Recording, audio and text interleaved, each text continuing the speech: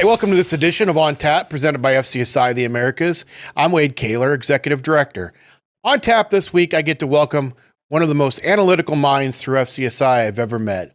He's got over 50 years of restaurant industry experience, including operations, new store openings, and training manuals. Please welcome the founder and CEO of Compass Restaurant Research and Consulting, Mr. Steve Crichlow.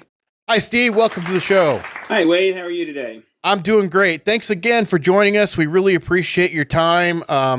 As I said before, you're one of the most analytical minds I've ever met in FCSI's history.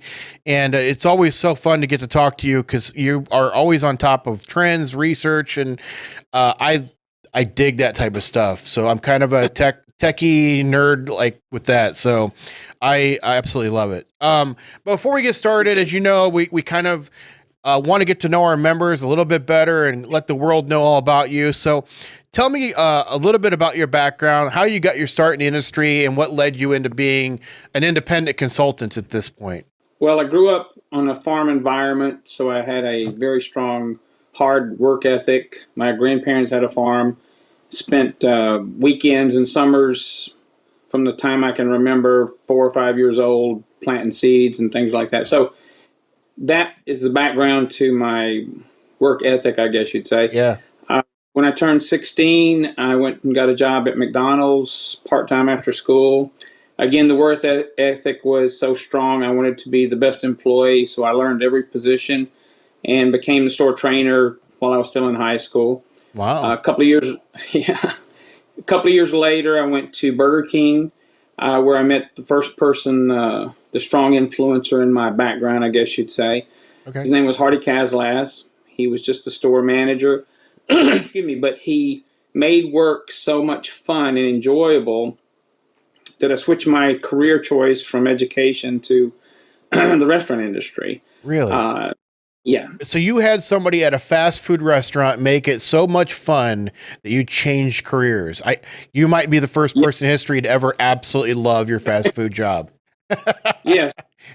I didn't like smelling like hamburgers or getting ridiculed from your school peers, but when you got to work, it was always fun. So he taught me some very critical things to the foundation, I guess, of my career. One of the things he taught me was, the restaurant business is really the people business. We just happen to sell food. So in that genre, that's where the have fun, enjoy yourself at work. And he had a motto that we lived by. I was the cashier. And he said, you imagine everybody wants to feel important. So every customer, you imagine they have 4 initials stamped in their forehead, MMFI, make me feel important. And with that as a background, that's kind of how I built my career on as a turnaround specialist. I always treat the customer. Yeah. They're not always right, but you make them feel like they're always right. So, absolutely. So then stayed with that level. I was a troubleshooter for that chain. In 1980, I became the youngest franchisee in the Burger King system. Oh. And at that point, I happened to meet Norm Brinker. He was the second most influential person in my career. When I was 28, I went to the board meeting because they were going to have this big press conference announcing my to the press and everything else. Youngest kid gets, rags to riches story. And I called the meeting and I didn't have the money to pay them. And they said, well, you called this meeting, what's the deal? And I said, well, I'm going to make you a deal you can't refuse. The Godfather movies were out. And the deal was I asked them to finance my store for the first year, which they eventually did. First and only time Burger King's ever done that. But Norm Brinker was in the back of the room, and he made a comment. He said the rest of the room was filled with press and VPs, and everybody got all upset. Why'd you call this meeting? And Norm Brinker said, well, let's hear the kid out. He's got a lot of tenacity to do this. And so that impressed me that he gave me the audience. And later on, he came up to Oklahoma City where I was at and to visit. And some of the things I learned from him was, he said, life is all about the details. He said, focus on the small things. He said, the big things will take care of themselves. And he says, always strive to do better. And he said, Yeah. so if you see a job done this way, is there a way to do it better? So those are some of the takeaways from Norm. Yeah. And other parts of my career, I was with Burger King for 18 years. I was a multi-unit operator franchisee for Popeyes, Sonic Drive-In, and CiCi's Pizza. So I've very extensive background in operations, troubleshooter, innovator. I helped create the drive-through system for Burger King years ago, before there was drive-through in the fast food industry, pretty much. And so then I'm evolved into what I do now, the independent research provider and consultant. Along the way in my career, I had an opportunity, excuse me, to do some consulting work for my Miami Subs, and then Checkers Double Drive-Thru in their early years. Worked with some Subway franchisees, and just recently finished up a project with a group of stores in South Florida. So a lot of involvement with operational business restructuring, development for restaurants. And then kind of morphed into the research that I do. I have a extensive Rolodex of contacts, because I also in the 90s helped create the Serve Safe program that's in the restaurant industry right now. Yeah. Yeah. And in that experience, I met a host of other operators, franchisors, franchisees, and just stayed in touch and turned that into a resource for launching my research program, if you will. Isn't it amazing how we've talked about this with other consultants as well? How if there's anybody that exudes the fact that you never burn a bridge and you keep in contact with people you meet over your career, it's certainly you. You've made not only did it get you through being the youngest franchisee and multi-units and now you're consultant, only because you just treated people nice and you stayed in touch with them even after you left. And that's a big lesson, I think, for anybody in today's, whether you're 15 or 50, it doesn't matter. You just don't burn a bridge. And so I think that's a great example of what we should do as human beings anymore. Is everybody is still a human being, treat each other well, stay in touch, and you never know where that next lead or job lead or friend may come from. From Hardy and from Norm's input, I learned, and that's one of my attribute skills, it's helping people develop. Yeah. To use the term developing people isn't correct, because the old saying, you can lead a horse to water, but you can't make him drink. But a good teacher can make them thirsty. So yeah, exactly. Part of the aspect is to help people develop, take their talents or skills and their willingness, and then help them be a better person or a better manager, or maybe their career path is different. So help them get on their right career path. So as a consultant, what are you focusing on now? Obviously you do the research, but on the consulting side, are there a couple segments maybe, or are there a couple specialties that you've got that you'd want the audience to know about? Operational consultant is probably the strongest suit. Research, naturally, as I do research for all kinds of stakeholders in the industry, and human development and strategic planning. Okay. That covers a lot of territory, infrastructure, taking it to the next level. So those are my key attributes right now, I guess. What's one thing about Steve that most people would not know when they meet you? Maybe it's a hobby or something like that you've got that they would never be able to guess. I'm a superhero. Wow. That's impressive.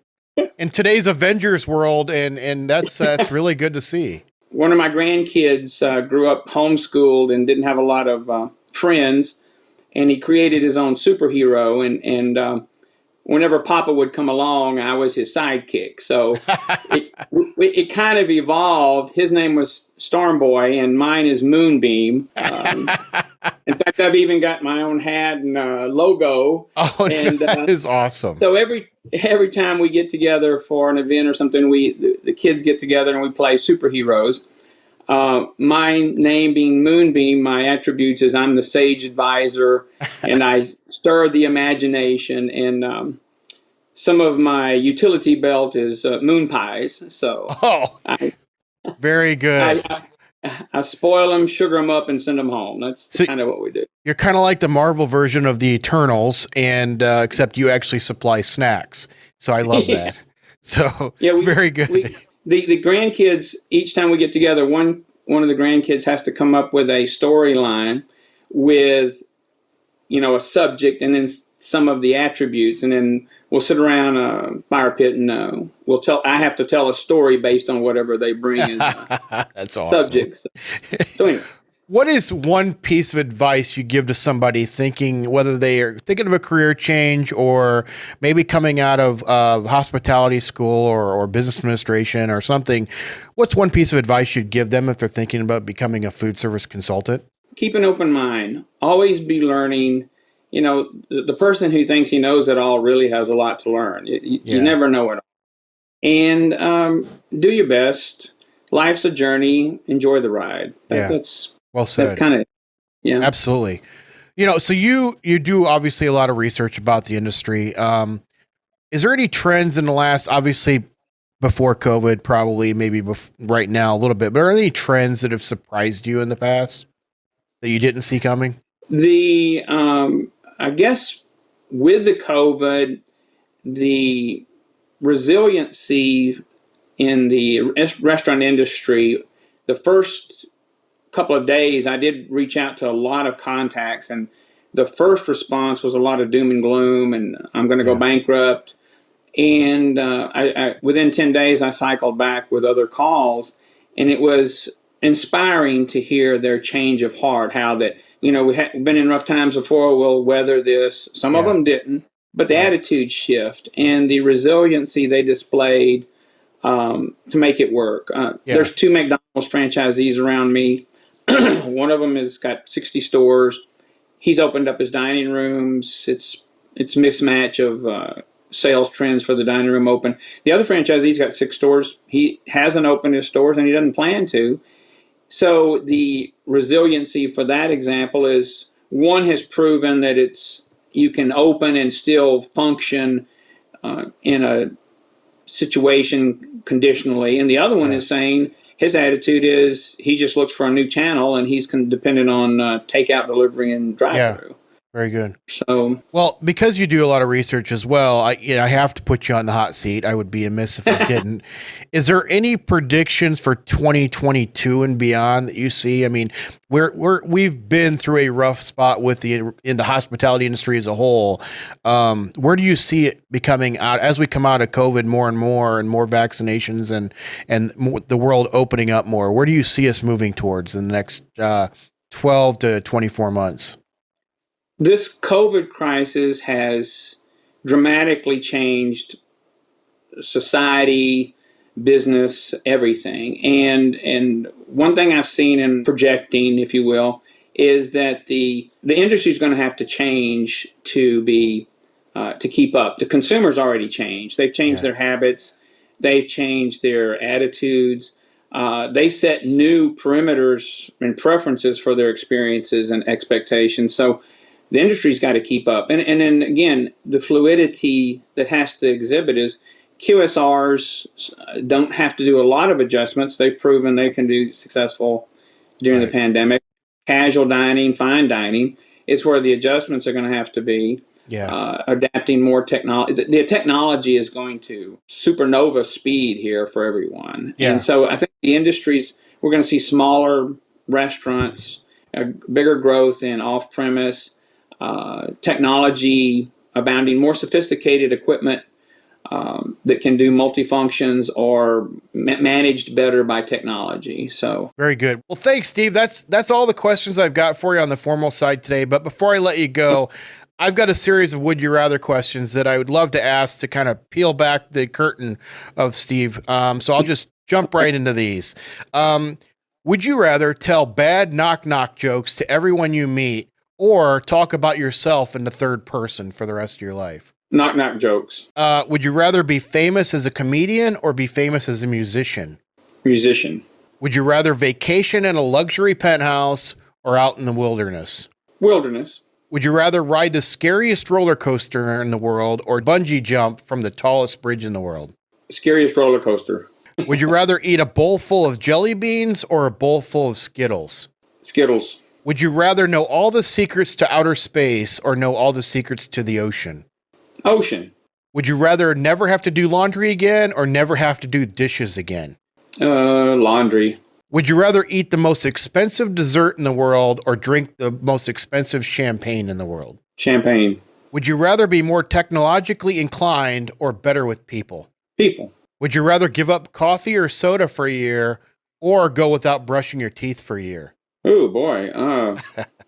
You're going to withdrawal without coffee, but you'll get over the withdrawal. So let's go with go without coffee and soda first. Okay. And the last one I've got for you is, would you rather fight 3 half-size clones of yourself or 1 full-size clone of yourself? 1 full size, because I know what my weaknesses are. Perfect. Steve, tell everybody, tell the audience here a little bit how they can get in touch with you and find you. Sure. They can go to compassrcr.com or steve@compassrcr.com. That's my company website. That's the best way to get in contact. Well, that wraps up this edition of On Tap, presented by FCSI the Americas. A huge thank you to Steve for joining us today. We can't do shows like this without members like yourself. So if you enjoyed today's episode, please make sure to subscribe to the show wherever you find your favorite podcasts, and to turn on those notifications so you don't miss out on any future episodes. But until then, cheers.